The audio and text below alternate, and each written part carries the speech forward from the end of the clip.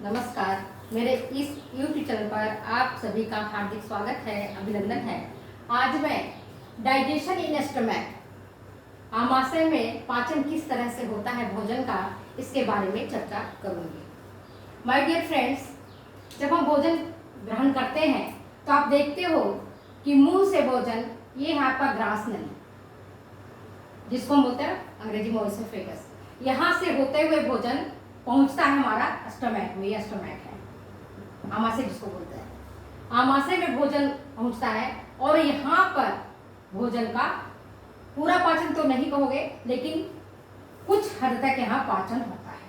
तो आज हम चर्चा केवल कर रहे हैं कि आमाशय में किस प्रकार से भोजन का पाचन होता है, इसी के बारे में जानकारी प्राप्त करते हैं। इसके पहले थोड़ा सा हम जान लेना चाहते हैं अपने डाइजेस्टिव सिस्टम के बारे में, कि जब हम भोजन ग्रहण करते हैं तो हमारे मुंह में भोजन जाता है, जिसे दांत उतरता है, चबाता है और भोजन लार से मिलकर के चिपचिपा हो जाता है, लुगदी जैसा हो जाता है और फिर ये स्टोमैक में भोजन, स्टोमैक के माध्यम से भोजन आपके ग्रास नली के माध्यम से भोजन आपके स्टोमैक में पहुंचता है। ये देखते हो स्टोमैक में दो द्वार है। यहाँ एक द्वार है जिसको हम कहते हैं कार्डियक ओरिफिस। कार्डियक क्यों? हार्ट के पास रहता है। और दूसरा जो रहता है एक द्वार, ये है आपका जहां से आपकी छोटी आंत प्रारंभ होता है, ये कहलाता है आपका पाइलोरिक ओरिफिस। दो चीज समझ में आ गया। एक है ग्रास नली के पास जो एक द्वार होता है, एक छेद होता है, छेदी समझिए, ये इसको हम कहते हैं कार्डियक ओरिफिस। और दूसरा जो होता है, ये जहां से स्टोमैक का अंतिम सिरा, जहां से स्टोमैक खत्म हो जाता है और छोटी आंत का प्रारंभिक सिरा डुओडेनम स्टार्ट होता है, जिसको आप कक्वाशय बोलते हैं। इस द्वार को हम पाइलोरिक ओरिफिस कहते हैं। और इसके बाद आप देखेंगे, ये है आपका छोटी आंत, स्मॉल इंटेस्टाइन। इस स्मॉल इंटेस्टाइन में भोजन, जब ये आमाशय से पचा हुआ भोजन जो रहता है, जिसको हम काइम बोलते हैं, और ज्यादा पतला हो जाता है, पूरा भोजन नहीं पचता है, तो वो यहाँ से आपके छोटी आंत में पहुंचता है और छोटी आंत में पहुंच करके यहाँ भोजन का पूर्ण पाचन हो जाता है। और जब यहाँ पूर्ण पाचन हो जाता है भोजन का, तो फिर भोजन का जो एब्जॉर्प्शन, जिसको हम कहते हैं चयापचय होता है। तो आप ये देखिएगा, मैं डाइजेस्टिव सिस्टम का केवल ऊपर वाला पार्ट आज बता रही हूँ कि आपके ग्रास नली से होते हुए भोजन स्टोमैक में आता है। स्टोमैक में कल भी मैंने बताया था आपको पिछले वीडियो में कि स्टोमैक की जो आंतरिक स्ट्रक्चर है, इंटरनल स्ट्रक्चर को आप देखोगे तो तीन पार्ट में बटा हुआ है, बाहरी, भीतरी और मध्य का। तो जो मध्य का परत होता है, उस परत में आपके लॉन्गिट्यूडिनल और ऑब्लिक मसल्स होते हैं, और ट्रांसवर्स, ऑब्लिक और ये जो मसल्स होते हैं, ये इसके अंदर होता है आपके डाइजेस्टिव जूस, जिसको आप बोलते हैं गैस्ट्रिक जूस। इसके अंदर गैस्ट्रिक जूस होता है आमाशय के भीतर, और ये गैस्ट्रिक जूस भोजन में मिलता है और भोजन को और भी अधिक पतला कर देता है। इस गैस्ट्रिक जूस, जिसको हम जठर रस बोलते हैं, इस जठर रस में 97.5% तो पानी होता है।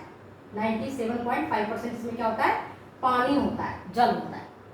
और इस जठर रस की जो प्रकृति होती है, वो होती है अम्लीय, क्योंकि इसमें हाइड्रोक्लोरिक अम्ल HCl होता है, और इसकी परसेंटेज होती है 0.5% तक, 0.2 से लेकर के 0.5% तक ये इसमें HCl रहता है।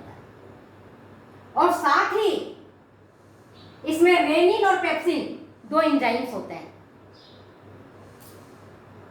और इसमें कुछ मात्रा में लाइपेज भी होता है।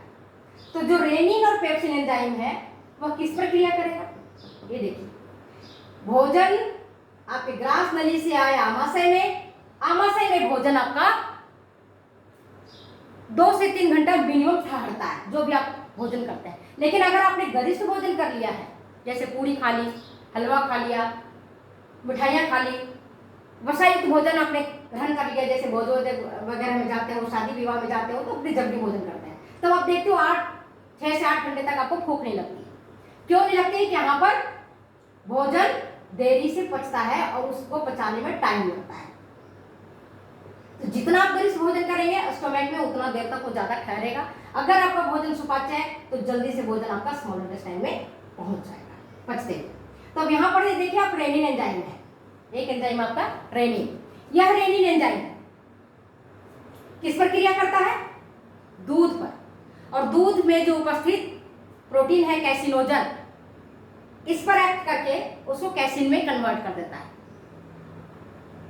रेनिन जो एंजाइम आपके निकल रहे हैं जठर रस से, जठर रस में उपस्थित रेनिन एंजाइम ये वर्क करता है मिल्क के प्रोटीन, और मिल्क के प्रोटीन को हम कहते हैं कैसिनोजन।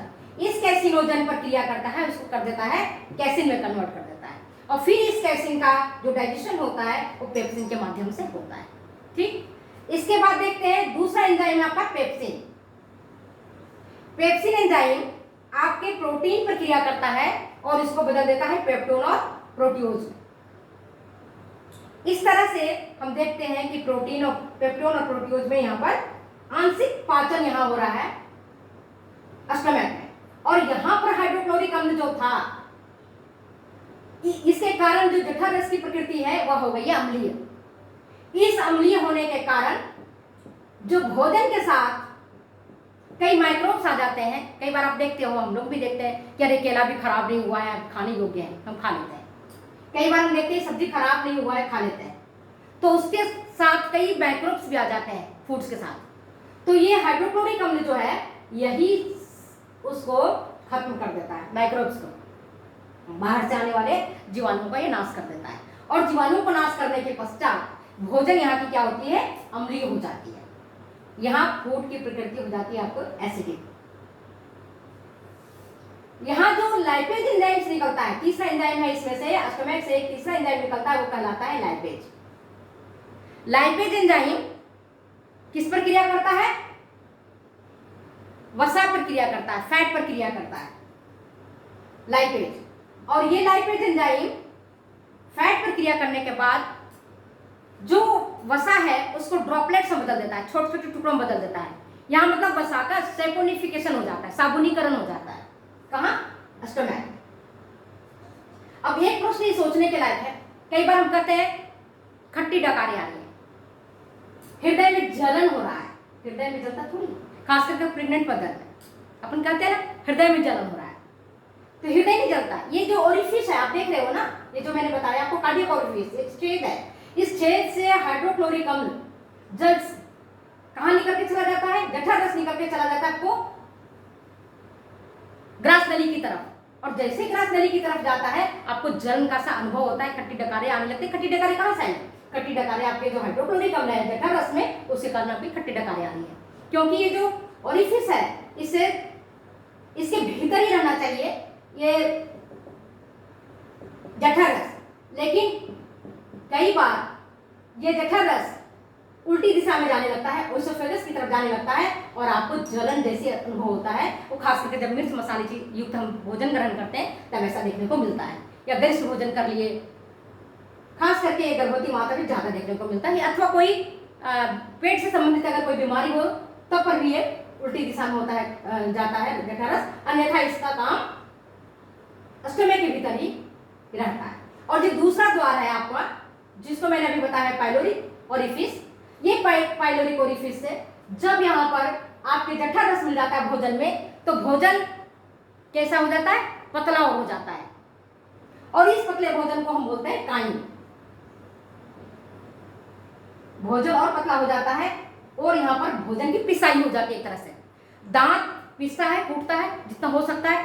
और अगर कई बार हम क्या करते हैं, जल्दी जल्दी भोजन को ग्रहण कर लेते हैं, जबकि हमें जल्दी भोजन ग्रहण नहीं करना चाहिए। चबा चबा करके दांतों से अच्छी तरह से भोजन ग्रहण करना चाहिए, पर अपनी बैड हैबिट से कारण जल्दी जल्दी भोजन को निगल लेते हैं। तब क्या करता है? तब हमारे स्टोमक को ज्यादा काम करना पड़ता है, ये इसका भार बढ़ जाता है, और इसको बार बार स्टोमक से हमेशा क्रमकुंचन गति के द्वारा, पेरिस्टैल्टिक मूवमेंट के द्वारा गैस्ट्रिक जूस निकलते ही रहता है। आप खाली पेट रहें तो पर भी निकलता है, पेट भरा हो तब भी निकलता है। तो ये पेरिस्टाल्टिक मूवमेंट के माध्यम से इसमें जठरस निकलते रहता है और यही भोजन को, जैसे ही भोजन मिलता है ये भोजन को पतला बना देता है। यहाँ से भोजन आपका चला जाता है स्मॉल इंटेस्टाइन में, और स्मॉल इंटेस्टाइन के पास ही आप देखोगे एक द्वार है जहां से आपकी लीवर अटैच है और दूसरी तरफ आपकी पेनक्रियाज है, और लीवर के पास ही आपका गॉल ब्लैडर है, और यहाँ पर एक जो दूसरी नली है वो है पेनक्रियाज। तो अब आपको समझ में आ गया कि हमारा पाचन स्टमक में किस प्रकार से हो रहा है। स्टमक में पाचन खास करके रेनिन एंजाइम, पेप्सिन एंजाइम और लाइपेज एंजाइम कर रहा है। तो जो पेप्सिन एंजाइम है प्रोटीन पर एक्ट कर रहा है, रेनिन एंजाइम भी दूध के प्रोटीन पर एक्ट कर रहा है, और लाइपेज हमारा फैट पर एक्ट कर रहा है, और उसको एक्ट करने के बाद उसको ड्रॉपलेट्स में चेंज कर दे रहा है, छोटे छोटे बिंदु बना दे रहे, सैपोनिफिकेशन जिसको कहते हैं। ऐसा करने से क्या होता है कि आगे चल करके भोजन में जब स्मॉल इंटेस्टाइन में जाता है, जो मैं नेक्स्ट वीडियो में बताऊंगी, कि उसका पाचन सुगमता से हो जाता है। ठीक, अब ये देखते हैं कि इसका फंक्शन क्या है, स्टमक हमारा क्या काम कर रहा है। तो पहला फंक्शन क्या था कि जठरस का स्रावन कर रहा है, जिसमें हाइड्रोक्लोरिक अम्ल है। यह हाइड्रोक्लोरिक अम्ल माइक्रोब्स को मार डालता है, बाहर से आए हुए बैक्टीरिया को मार डालता है और आपके भोजन को शुद्ध कर देता है। जैसे आप पानी से अपने सब्जियों को धोते हो, फल को धोते हो, तो आप क्या करते हो, बाहरी चीजों को, जो आपका धूलकण है या उसके साथ आए हुए जो भी फंगस वगैरह, उनको आपने बाहर निकाल दिया। इसी तरह से जो भी भोजन के साथ आए हुए जो भी माइक्रोब्स हैं, उन सबको ये नष्ट करके खत्म कर देता है, भोजन के माध्यम को ये अम्लीय बना देता है। क्योंकि टाइलिन जो अपन मुंह में के द्वारा जो भोजन ग्रहण करते हैं उससे निकलता है एक लार, जिसको हम बोलते हैं, लार में जो एंजाइम होता है उसको कहते हैं टाइलिन। वह टाइलिन एक्ट किस पर करता है, स्टार्च पर। टाइलिन में एक एंजाइम होता है एमाइलेज, जो वर्क करता है स्टार्च पर, उसको कन्वर्ट कर देता है माल्टोज। और यहाँ पर हमने क्या देखा, रेनिन, पेप्सिन और लाइपेज, ये एंजाइम रेनिन और पेप्सिन, रेनिन करता है दूध के प्रोटीन पर एक्ट, पेप्सिन करता है प्रोटीन पर एक्ट, और लाइपेज करता है फैट पर एक्ट। इस प्रकार से यहाँ पर भोजन का पूर्णतः तो नहीं, अंशतः पाचन होता है। पूर्णतः पाचन आपका स्मॉल इंटेस्टाइन के जो 3 पार्ट है, जिसमें एक पार्ट आपने देखा डुओडेनम है, बीच का पार्ट इसका जेजुनम है, और लास्ट का पार्ट इसका इलियम है। डुओडेनम जिसको कपास्य बोलते हैं, ये जेजुनम है, और इसका शेषांतर भाग है। यहाँ आकर के भोजन का पाचन और शोषण होता है, जो नेक्स्ट वीडियो में मैं आपको बताऊंगी। और स्टोमक में क्या होता है, जैसे दवाइयाँ हैं, ग्लूकोज है, और जो अल्कोहल है, इन सब का एब्जॉर्प्शन स्टोमक में होता है। किसका, अल्कोहल का, कुछ हद तक जल का, और आपकी दवाइयों का, यहाँ इसका एब्जॉर्प्शन हो जाता है। इस प्रकार से आज मैंने आपको स्टोमक में किस प्रकार से डाइजेशन होता है इसके बारे में चर्चा की है। अगर ये वीडियो आपको अच्छी लगती है तो शेयर करें, कमेंट करें, सब्सक्राइब करें। Thank you.